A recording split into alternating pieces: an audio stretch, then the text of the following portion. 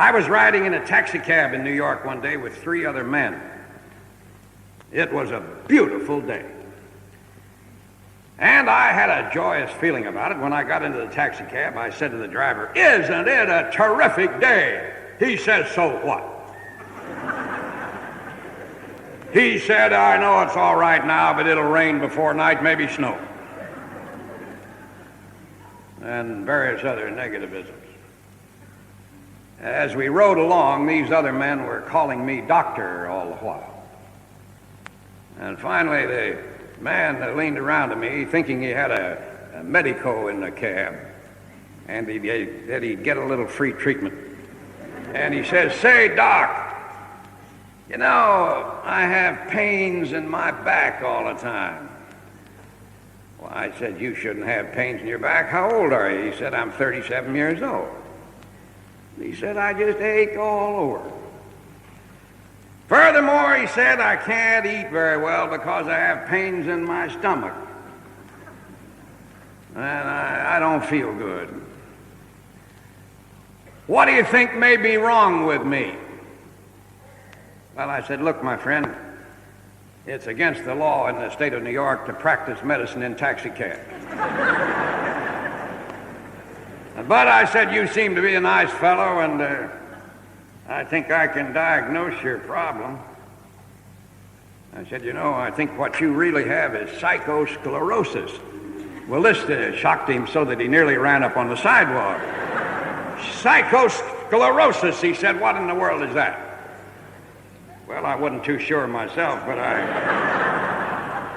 said, "You know about arteriosclerosis, do you?"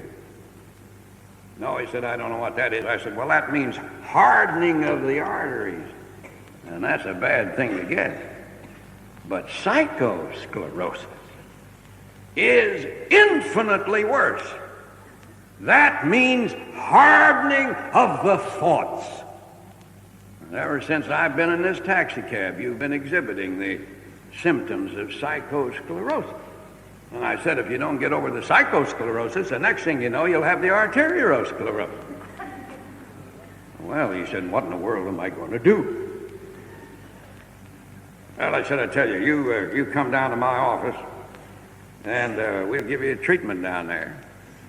And he didn't know me at all. I handed him my card, and he said, "Well, you're not a doctor of medicine.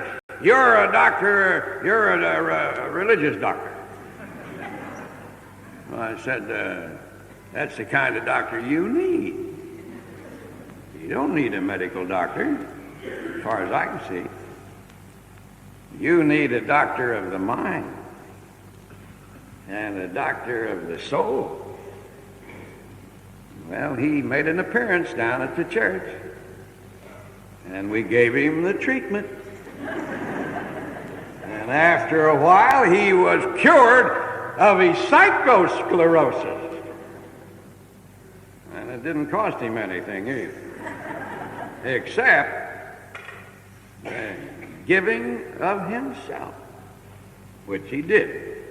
He had a redemption take place within him at the foot of the cross, whereby he became not only a good Christian, but a healthy, vital man.